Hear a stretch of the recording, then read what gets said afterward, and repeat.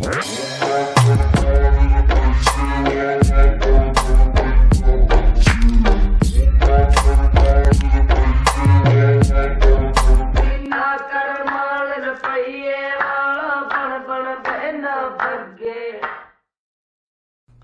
back, everybody. I'm Duane Thompson, your food entrepreneur mentor.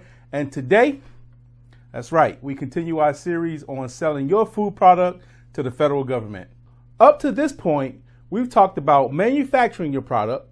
We've talked about marketing your product, selling your product, and then where to get the money. So that day has come where your sales procurement agent has ordered your product.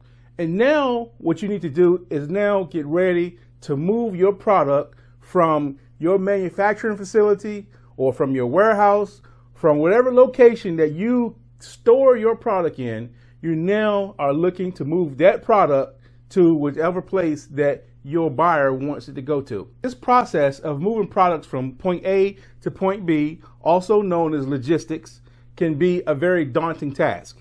So today we're going to focus on 3 areas of logistics when it comes to dealing with distributors.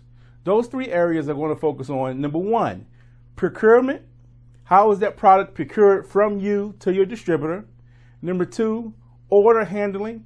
How does the distributor handle your order once received from your customer?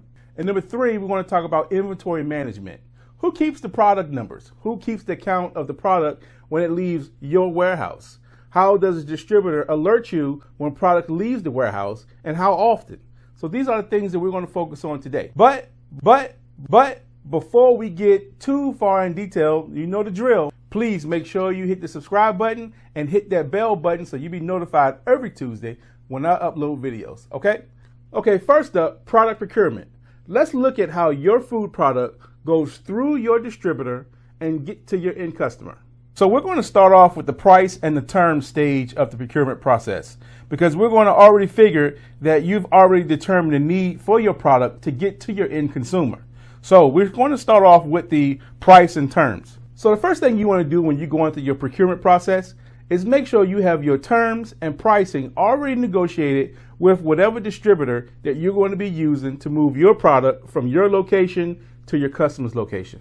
So for example, once you're dealing with your customer, in this example, we're talking the federal government agency who has identified a distributor that they would like for you to use, or a distributor that has knowledge on how to distribute to the federal government agencies. Once we acknowledge that and understand who you're going to be using, you're now going to move into setting your pricing terms. Yes, there's a difference from your wholesale costs to your distribution costs, but that's the video for a different date, and we'll be talking about that soon. Now, second, make sure that you get a purchase order from your distributor. Now, a purchase order is a formal contract used to buy your product. The purchase order outlines the price specification and terms and conditions of your product. It also has any other additional obligations that you and the distributor agree on. Number 3, expediting your product. You want to make sure that once you receive that purchase order, you understand exactly where that product needs to be, on what day, what time, and at what location. You're going to need to know all that information just to make sure that your product ends up where it needs to end up and not be late. You don't want your product to be late to your customer, especially when you first get started. Number 4, receipt and inspection. So for the purpose of this video training, we're going to assume that you're going to be moving your product from your warehouse to your distributor's warehouse. Now, once that product is received by your distributor, you want to make sure that you receive some type of receipt and some type of certification that that product was received in good condition when you dropped it off. Now, that's going to become important later when we do a follow-up video focusing on distributors, because there's something called chargebacks, and by making sure that you have your inspections and your certifications done before you leave, that's going to make it more difficult for the distributors to back charge you when it comes to a lost product. But again, we'll talk about that later, okay? Step number 5, invoice approval and payment. You want to make sure that whatever process that your distributor has on paying and receiving invoices, that you completely understand and that you know exactly what to expect from this. At this stage, 3 documents must match when the seller wants payment. The invoice, the receiving document, which we talked about is what you will receive when you drop off the product and is usually attached with the product, And you also need the original purchase order. This is known as a three-way matching. If there is any discrepancy, you must resolve it before the payment is made from the distributor. Let's talk about inventory management now. Now, once the inventory leaves your warehouse and is transferred to the distributor's warehouse, it is the distributor's responsibility to maintain that inventory and that you are notified whenever there's an increase or a decrease. Now, the inventory management system of your distributor is most likely going to be some type of database computer program. Depending on how much product that you're currently moving, you should receive a document either weekly or monthly. The document is known as a tear sheet. This document has information on how much product that's been moved from the distributor's location to other facilities. You want to make sure that you're constantly being updated on your product inventory through your product tear sheet so that you know exactly how much product is going through your distributor's warehouse.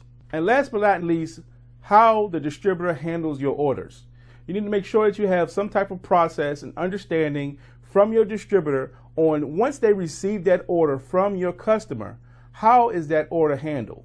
You want to understand at the end of the day how your product goes from your distributor's warehouse, point A, to your store's shelf, point Z, until it actually reaches your consumer's hands. So that's basically it for this particular video. Now, my intention of doing this video is just to give you an overall view of what the procurement process looks like once your procurement officer of the federal government orders your product. We want to make sure that you kind of understand those 3 steps and what it takes to get your product from point A to point Z. It's very important that you understand the procurement process, so if there's a problem, you'll know exactly where the problem lies and what it takes to fix it quickly. Okay, that does it for another video. I'm Duane Thompson, your product entrepreneur's mentor, and as always, I look forward to using this platform to minimizing your learning curve. Thanks for tuning in, and I'll see you next Tuesday.